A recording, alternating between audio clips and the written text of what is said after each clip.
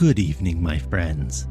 So, you want to learn to speak and understand English. You have had a long day. You are tired. Lay down in your bed, close your heavy eyes, and let's listen to a story while we slowly fall into the arms of the English language. The White Witch. The shepherd loved the princess. That was the beginning of the trouble, for, of course, it was a very wrong and impossible and altogether unsuitable thing for the shepherd to do. He was a very good shepherd, and until he saw the princess, he looked after his sheep on the green sunny hills all day and brought them safely home every night.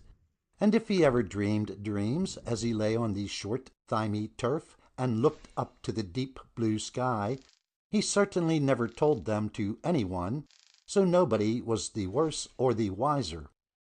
But there came a day, a May day, when the princess went out at sunrise to gather dew for a charm to keep her always beautiful. She had good reason to wish to be always as she was, the shepherd thought, for she was more beautiful than any man's dearest dream. She had long yellow hair, pale like ripe corn. Her eyes were as blue as corn flowers, her lips just the shape for speaking kindly.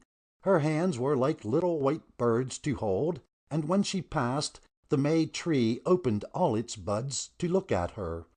The shepherd, lying behind a furze bush, saw her kneel down and lay her white hands on the green grass to gather the chill, sweet dew, smelling of the morning and the wild thyme. She rubbed the dew on her face, which grew radiant with a new beauty.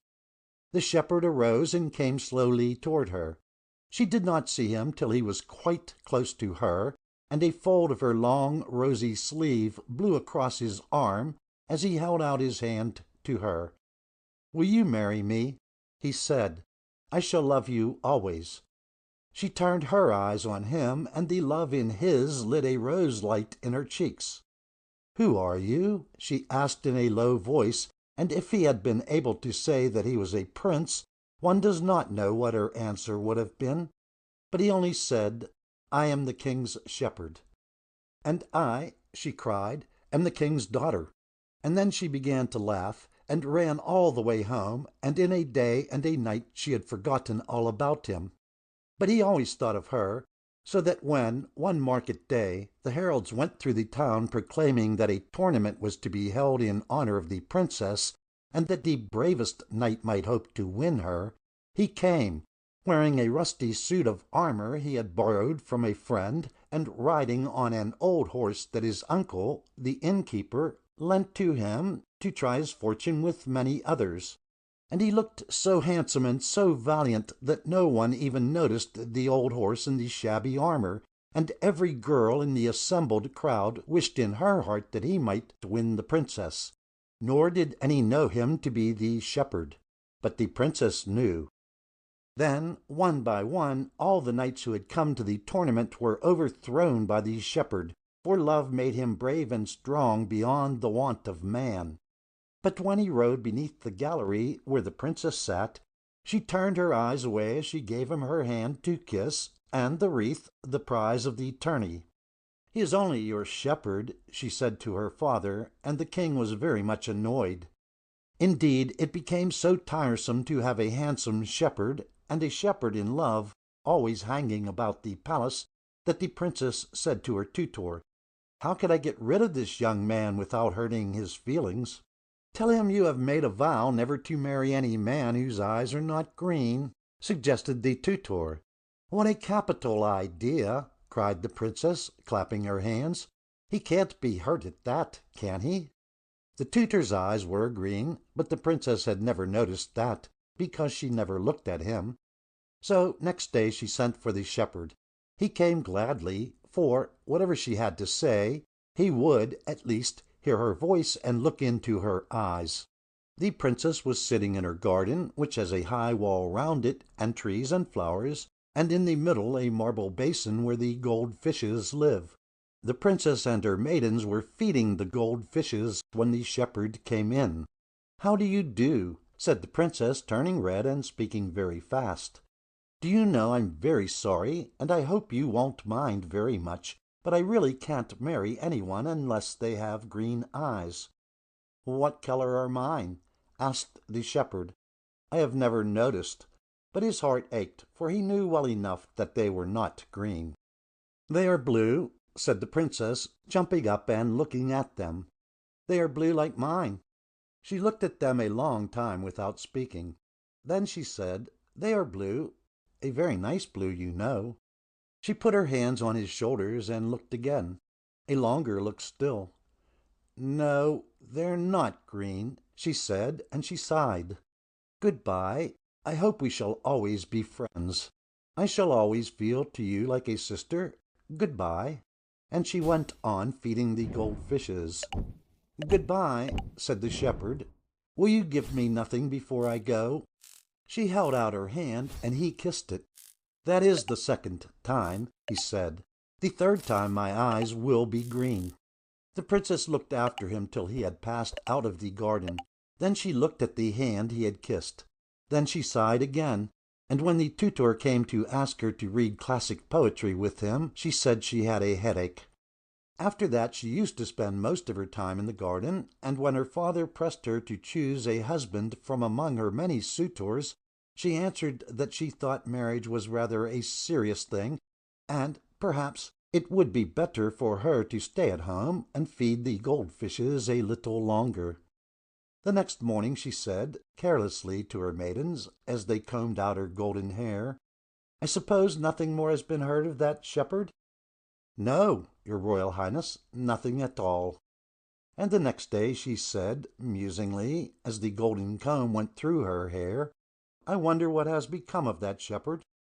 "I wonder, indeed, your Royal Highness," said the maidens. The third morning, as they braided her tresses, she spoke again. "I suppose that shepherd has not come back?"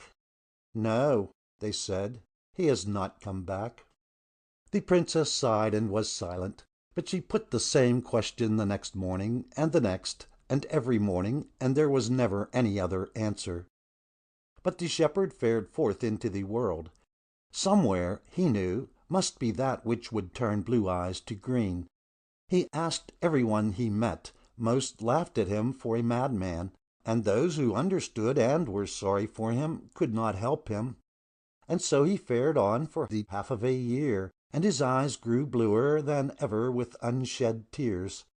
He had left far behind the mountain country where his princess dwelt, and had come to a land of elms and meadows, green lanes, dim woods, and blossoming May trees. Walking through this land one golden May morning, just a year after his first sight of his princess, he passed into a wood where everything was alive with spring's greenest green. The moss was green underfoot, the chestnuts and oaks and hazels were green overhead. All through his long, weary quest of the charm that should win him his princess, his faith in his finding of it had never faltered. He loved her so much, and love, he knew, works miracles. Now, looking on the green leaves and the green moss, he said, "Oh, wood!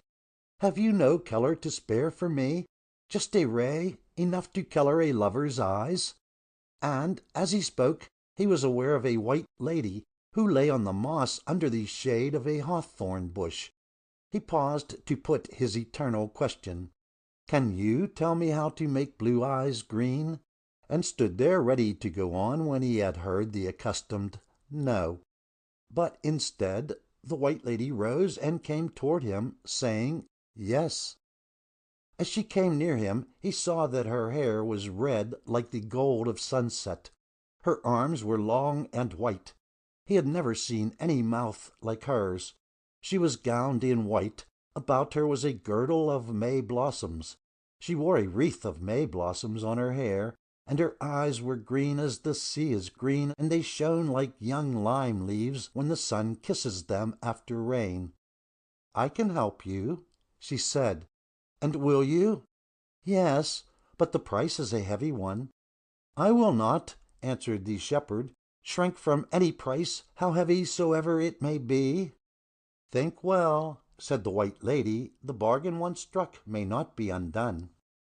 You would not, cried the shepherd in sudden fear, you will not kill love in my heart?